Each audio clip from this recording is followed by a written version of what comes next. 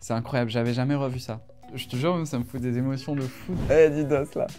Non, ouais, là, il y a de quoi dire. Je crois que j'avais besoin de me prouver, et dans ma tête, c'était aussi de prouver à mon entourage que j'étais musicien. Je me disais quand même, mince, quelle image je vais donner de moi si un jour, vraiment un jour, je veux faire de la musique sérieuse. C'est marrant, Seb, à chaque fois qu'on est ensemble, j'ai l'impression qu'il y a notre cerveau, il se met sur off. Limite, ça le faisait chier quand on se barrait, quoi. Et qu'il était enfin seul dans son 30 mètres carrés.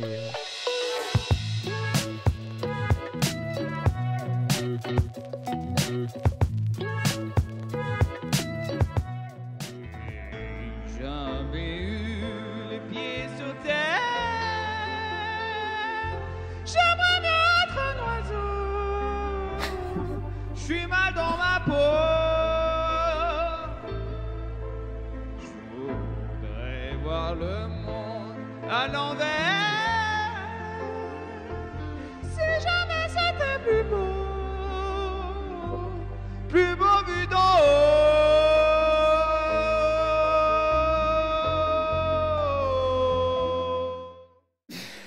Ah, c'est con. C'est fou. Ouais, ça faisait très longtemps que je l'avais pas vu. C'est fou, même physiquement et tout. Enfin, bref, j'avais mon piercing, j'avais des veuches. C'est incroyable. Fin 2013, j'ai participé à une émission télé qui s'appelle La Nouvelle Star. Je suis allé jusqu'au 30 dernier. Je me suis un peu auto-saboté parce que je me suis rendu compte que ça me plaisait pas, j'étais pas bien. Enfin, bref. J'ai été jusqu'à l'étape des trios. Ce qui est très drôle d'ailleurs, c'est que j'ai été avec un mec qui s'appelle Julien Granel, qui est un de mes meilleurs potes maintenant. Et en fait, il y avait un groupe Facebook des 100 derniers, et chacun envoyait ce qu'il savait faire. Et, et moi, je me suis dit, je vais troller tout le monde, parce que c'est une de mes passions, et le troll. Et du coup, j'ai tourné ce truc-là exprès, à l'arrache, sur le mur, en crépite chez ma mère. J'avais galéré avec le fond vert, à le scotcher. Enfin, vraiment, j'ai le contexte. La lumière qui rentre, c'est la fenêtre du salon à gauche. J'avais profité d'une journée ensoleillée. Enfin bref, j'ai tout qui me revient, et ce fameux message au début où je trouvais ça à l'époque hilarant, de dire au début « Ouais, désolé, je chante pas très bien, peut-être un moment à cause de problèmes techniques », enfin voilà, enfin bref. Et je me souviens que j'avais posté ce truc, et je me souviens plus des réactions, mais je pense que beaucoup de gens ont pas dû capter. Je pense que c'est peut-être la première vidéo sur YouTube, parce que apparemment cette plateforme c'est fait pour. Et au final, j'ai mis en public parce que c'était comme ça, mais ouais, c'était destiné à ces autres candidats juste pour les troller et m'amuser, quoi. Enfin, je connaissais YouTube, mais j'allais dire, si je l'avais découvert plus tôt, entre guillemets, ce site, enfin même quand j'étais gamin, il y aurait tellement de dossiers. Parce que pour le coup, je passais mon temps à me filmer, à faire de la merde, et avec mon frère aussi, beaucoup, énormément. C'était notre activité du dimanche, quoi. On est dans une période de ma vie où c'est un grand flou, où je suis inscrit en fac de langue, et où je me destine à devenir professeur de français ou d'anglais, je sais pas trop. Enfin, en tout cas, voilà, on est dans cette période-là de flou et où on tente des choses, quoi. On se cherche, on se cherche toute sa vie, hein, mais effectivement, on envisage Paris pour essayer de faire des castings, je sais pas trop quoi, mais on a juste entendu que ça se passait comme ça, et on sait pas vraiment comment ça marche. C'est le Pillow Face Challenge. Ah, c'est le Perfect Le Pillow Challenge. Face Challenge. Si tu tombes sur face, Ouais. Tu tombes à la surface. non. C'est-à-dire que si tu plonges et tu tombes à la surface. C'est-à-dire, tu plonges ton doigt à la surface. Amine, reviens, c'était moins drôle sans toi. Putain, tu fais chier. On se retrouve avec Amine. On se retrouve avec Amine. Merde. Je vais chercher. Merde. Attends. Ok. Arrêtez, putain, mais calme. C'est appartenait à mon père, je crois. Ou à mon grand-père. Oh. Le challenge de la bière avec le briquet. Oh, super. On va s'amuser. Mais je peux pas jouer. Bah on a gagné. Ah. Alors comme ça, on perd. Là, je dois avoir 20 ans, alors. Attends, 2015. Oui, j'ai 20 ans. J'ai 20 ans. Oh là là, j'ai des émotions, c'est fou, cette période. C'est incroyable, j'avais jamais revu ça. 2015, on est pile dans l'année peut-être 2014, où avec Sofiane qui apparaît là, qui est un tout bon pote de lycée, qui vient de Nîmes comme moi, et en fait qui faisait déjà des petites vidéos sur YouTube où il faisait du tuto pour créer des scènes de films. Et on adorait faire des trucs ensemble, pareil, des vidéos. Et après le lycée, on se dit, viens, on monte comme une boîte de prod, où on fait des petits sketchs. Et en même temps, si on a des clients de films institutionnels, je sais pas quoi, on les fait et voilà. On se démerde avec ce qu'on sait faire, ce qu'on peut faire et tout. On se prend un local et avec des potes, on fait tout ce truc, quoi. Ça nous amène à rencontrer des gens. Lui, il connaissait un peu Seb de ses vidéos. On fait des trucs, puis pour des projets qui au final se font jamais, on a besoin de faire des allers-retours à Paris. Et là, en fait, on est chez Seb dans son petit studio. Et en fait, Seb, il y a une période, et toute ma vie, je lui serai reconnaissant. Il nous a hébergés, mais pendant des mois et des mois et des mois. On était genre 5. Dans, je sais pas, 30 mètres carrés, je sais pas, je dormais dans son lit, et c'était tous les soirs comme ça. C'était jusqu'à, je sais pas quelle heure, et on se tapait des délires, et moi, bah, forcément, engrainé par ce truc de tous mes potes sur YouTube qui font des trucs, et dans cette volonté toujours d'être dans le troll, je suis avec des potes, il y a une caméra, vas-y, on tourne des trucs, et vu que moi, j'ai toujours aimé cette forme d'humour où on est dans la parodie de tout, que ce soit là une espèce de challenge, voilà, on laissait tourner la caméra et on improvisait ce qui venait, quoi. Et moi ça me régalait, j'adorais le montage. Voilà, clairement là on est juste sur un moment de potes qui s'amusent, sur cette période un peu naïve de YouTube où juste on s'amuse et il y a une caméra et tu t'attends pas à ce que ça fasse des vues et des milliers de vues, tu t'attends pas à ce que ça devienne un métier, tu t'attends à rien, juste tu t'amuses. C'est marrant, Seb, à chaque fois qu'on est ensemble, j'ai l'impression qu'il y a notre cerveau, il se met sur off et on part dans des conneries, et ça me le fait bizarrement quasi qu'avec lui, quoi. Bon, franchement, j'admire cet homme et l'ami qu'il est. Et ouais, j'aime trop ce gars. Je me souviens même de notre première rencontre, Burger King Saint-Laz. Il y a un Burger King à Saint-Laz ? Burger King Saint-Lazare, première fois que j'y vais. À l'époque, je bouffais. Il n'y avait pas de truc veggie encore, mais bon, bref, je bouffais de la viande.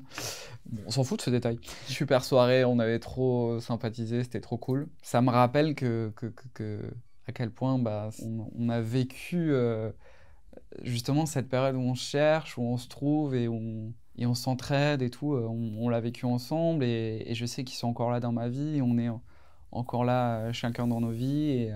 Et c'est super beau et je suis fier de ce parcours-là et de l'avoir fait avec eux. Et à nouveau, tellement reconnaissant envers Seb, quoi. Qui vraiment, limite, ça le faisait chier quand on se barrait, quoi. Et qu'il était enfin seul dans son lit et dans son 30 mètres carrés. Et, je suis très content de ses parcours et je sais que là encore, tu sais, à chaque fois qu'ils se font un peu rares, Seb et Sofiane, c'est qu'ils préparent des dingueries. Et là, en plus, je sais que c'est le cas, donc c'est cool. Peut-être pas le bout du monde, mais auprès de toi je me sens loin. Du vent sur tes cotons frissons, dis-moi qu'on s'aime jusqu'à demain. C'est peut-être pas le bout du monde, mais auprès de toi je me sens loin. Du vent d'hiver jusqu'à l'automne, dis-moi qu'on s'aime jusqu'à la fin. Ça, c'est des beaux souvenirs. Oh là là.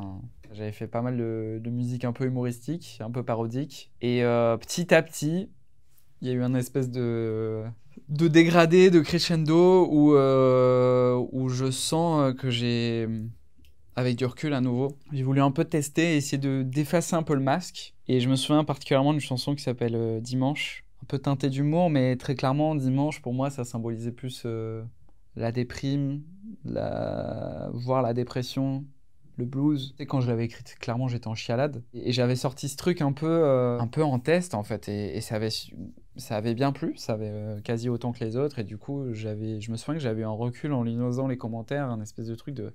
Ah ok, les gens, ils voient une certaine, peut-être des fois une musicalité, ils apprécient aussi le truc un peu plus sérieux comme ça. Et je sais que ça m'avait grave marqué. Juste après, avec donc les copains de Vaisseau qui sont de Nîmes, ils avaient vu forcément les conneries que j'avais fait et on se dit, ils me proposent de faire un morceau ensemble. Je me dis, vas-y, en plus du coup, ça reste dans cette sonorité hip-hop, je suis trop chaud de tenter des trucs dans ce registre-là et tout. Faisons la collab, on avait sorti un morceau qui s'appelait Hello Haters. Et en fait, graduellement, effectivement, à force de se voir, de faire des résidences, à cette même époque, eux, ils sont approchés par Polydor et ils se disent, ça marche super bien entre vous voulez pas faire un EP de featuring ? Du coup, vas-y, trop bien. Voilà, ça s'est fait franchement hyper naturellement. Et en fait, est née aussi donc, cette chanson. Et on s'est dit, vas-y, on fait une adaptation d'une cover qui n'existera que sur YouTube. on fait un petit clip. Je me souviens, on avait réalisé ce truc, on était trop fiers, ce plan séquence là. Et en fait, je pense que à nouveau, avec ce recul, ça m'a aidé à faire une transition douce. Ce projet-là, avec eux, on s'en est suivi peut-être quasi 2 ans de tournée. Et effectivement, je commence à y goûter, bien que ce soit teinté d'une hâte et d'une petite frustration aussi, je vais pas te mentir, parce que il y avait encore ce côté un peu second degré dans ce que je pouvais faire dans ce projet-là aussi, quand même. Parce qu'à côté, il y avait des moments où je chantais mes chansons à moi sur ces spectacles-là, mais en fait, mes chansons, à cette époque-là, mon répertoire, c'était des parodies.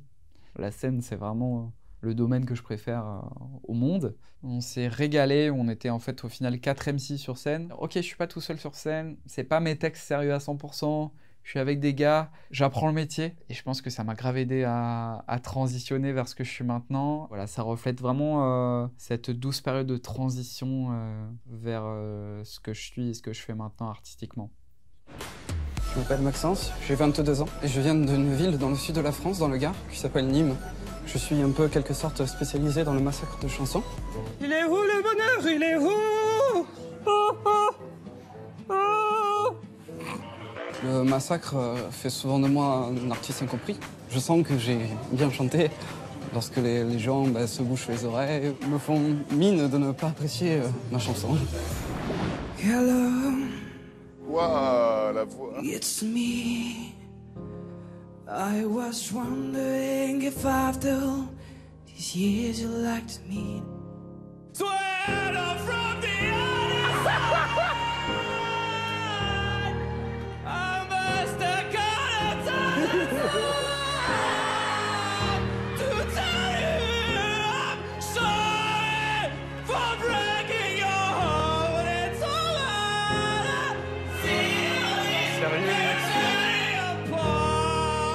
Eh, Didos, là.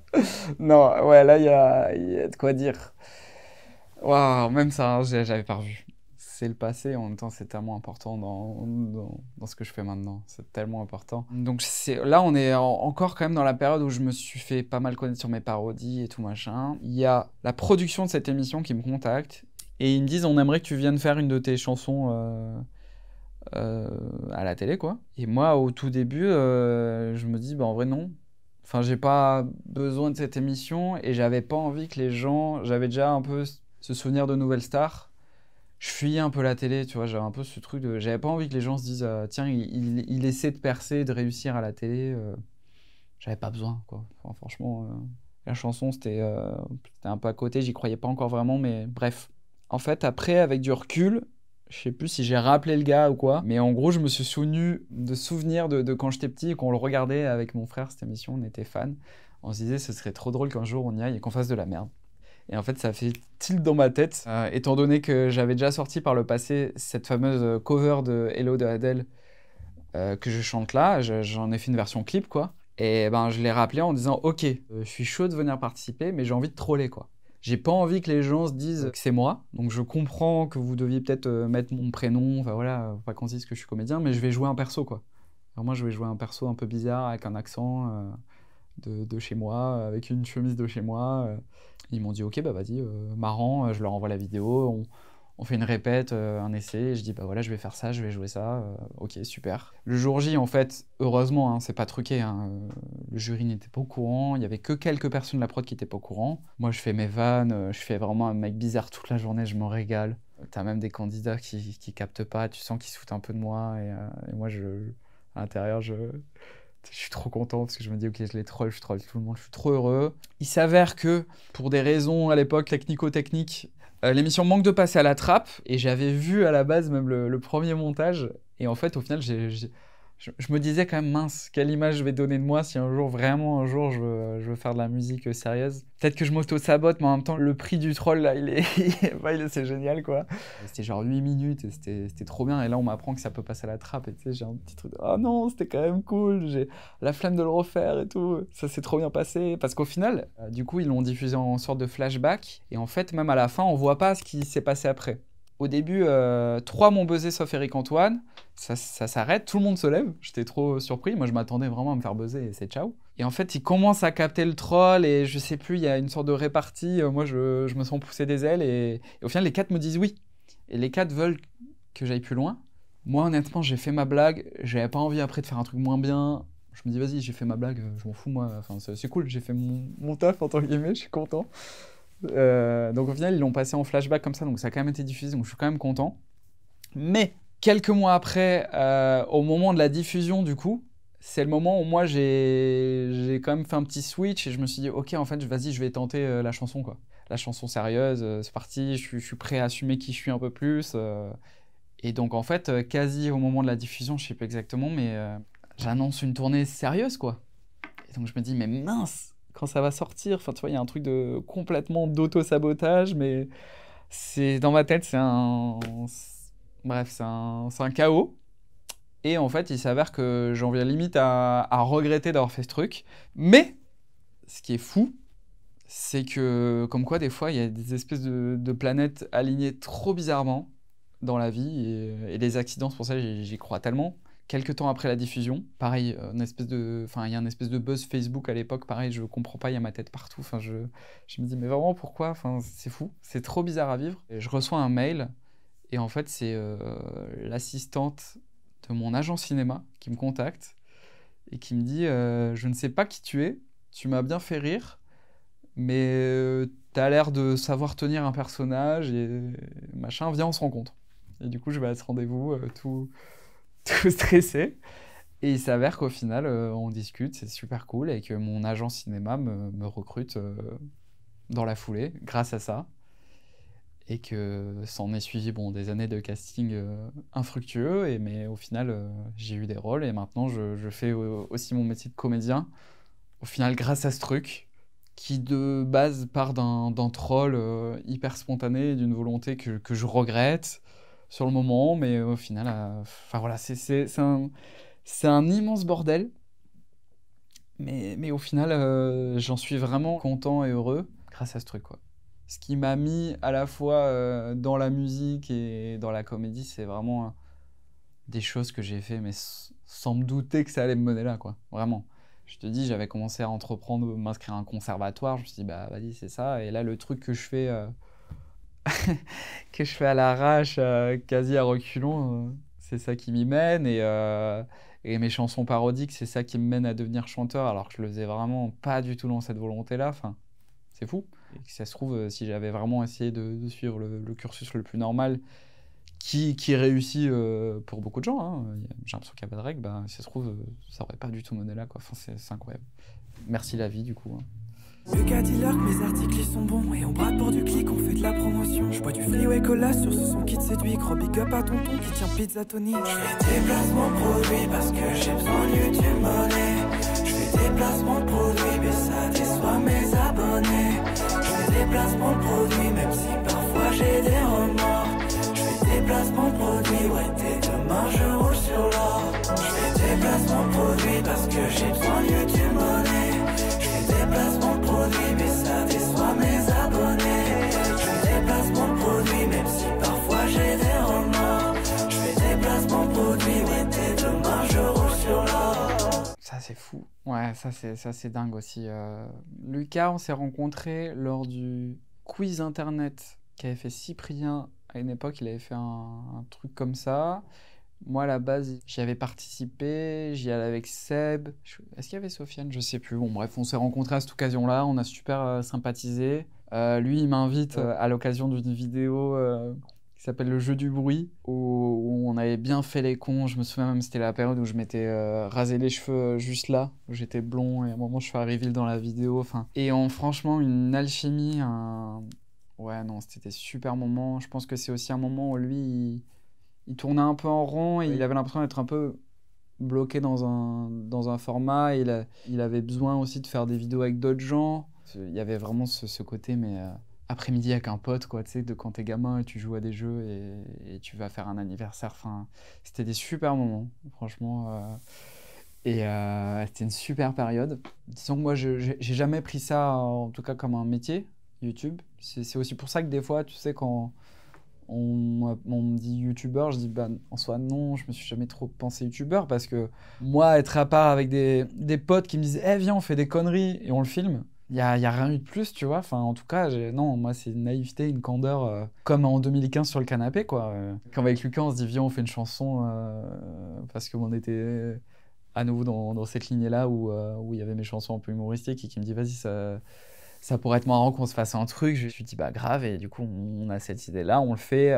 Moi, je suis comme un ouf parce qu'en plus, Lucas, je consommais aussi beaucoup ses contenus. Ce clip, à l'époque, même c'est Cyprien avec sa prod qui dit, ah les gars, je suis chaud qu'on se fasse le clip ensemble. Enfin, ouais, je suis dans une espèce mais que du kiff, quoi. Là où moi, j'étais content, c'est que quand même, là où je veillais toujours à la qualité, de mes parodies, bah du coup je me disais ça paye un peu parce que j'avais ce souhait à chaque fois donc que ça reste des musiques où je sais pas, genre si t'es étranger tu te dis c'est cool à écouter, tu vois, sans que tu comprennes les paroles.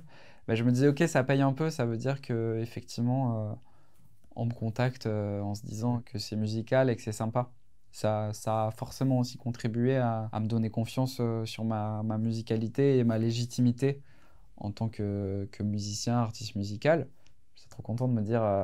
Par contre, je me souviens que j'y veillais, quoi. Je me disais, on va faire un truc quali, quoi. En tout cas, bon, c'est le ressenti que j'avais à ce moment-là et que j'ai encore. J'aurais peut-être fait autrement maintenant, tu vois, parce que forcément, les goûts et l'expérience et les facultés évoluent. Mais je voulais pas se contenter dans une parodie pas bien... Voilà, je voulais que les gens apprécient l'écouter, quoi. Et la réécoutent et pas juste se prennent le sketch, entre guillemets, et se disent ok, ça m'a fait marrer ou j'ai passé un bon moment, mais je la réécoute pas, quoi. J'étais vraiment dans cette envie-là. Forcément, il y a eu comme une accélération et un pic de notoriété à ce moment-là. Ça présente forcément ses avantages et ses inconvénients, mais à l'époque, c'est cool. Franchement, c'est cool, mais je pense que à terme, ça m'a aussi fait du mal. Qui je suis pour les gens et qu'est-ce qu'ils voient de moi et ouais, ça m'a beaucoup perturbé. Je pense qu'aujourd'hui ça s'est atténué parce que forcément quand t'as un buzz, le moment où ça retombe ou ça s'essouffle, tu comprends pas trop, tu perds un peu tes moyens, t'es pas préparé à ça, même t'es pas préparé au buzz. Mais je pense qu'au final avec du recul, une fois que tu digères le truc et tu le comprends et tu l'analyses, c'est pour du bon entre guillemets. En tout cas maintenant je le vis pas moins bien d'être moins exposé. Parce que de toute manière, je suis quand même encore énormément. Mais j'ai l'impression que maintenant, étant donné que je me sens plus aligné avec ce que j'ai envie de faire, et en tout cas plus compris, je suis plus heureux d'être connu pour ce que je suis et ce que je fais que juste d'être connu, quoi. Ça, franchement, non, très honnêtement... Enfin, voilà, j'ai pas du tout envie d'être connu, quoi. J'ai envie que mes œuvres soient connues. Reconnues, ouais, voilà. Et ça, franchement, ça fait du bien. Parce qu'effectivement, il y a des moments où il y a vraiment des journées où j'ai pas du tout envie d'être vu, quoi. Et ça a pu être dur à ressentir. Ça peut l'être encore aujourd'hui, très honnêtement. Je suis un peu comme un chat, quoi. Tu sais pas trop comment le... Et même moi, je me dis, ok, comment je vais réagir là, ok, cool, chill, mais là, vraiment, c'est pas une bonne journée. Limite, juste d'entendre des gens crier dans la rue, ça m'agresse. Enfin, il y a des jours où je suis vraiment un peu à fleur de peau, donc ça me fait bizarre d'avoir une interaction sociale, juste même avec des proches. Donc ça peut être difficile à gérer des fois, mais c'est tellement aussi bien d'avoir des gens qui connaissent ton travail, quoi, et qui l'apprécient. C'est trop chouette, évidemment, je peux pas cracher dessus. Flo, Oli, les frérots, merci d'être là, c'est cool. J'ai plein de questions à vous poser à propos de l'album. T'as conscience de l'erreur? Il a pas vu? Si, non, mais je crois qu'on doit faire McFly Big Flo, machin. Ah putain, ils sont cons. Bah déjà l'album, il est venu effectivement post-confinement comme beaucoup d'albums. De ces moments où, d'ailleurs pour la première fois de ma vie, j'ai écrit des chansons un peu qui donnaient moins envie de se tuer. Un peu plus joyeuses parce que justement je pense que j'avais besoin un peu de fuir cette morosité ambiante.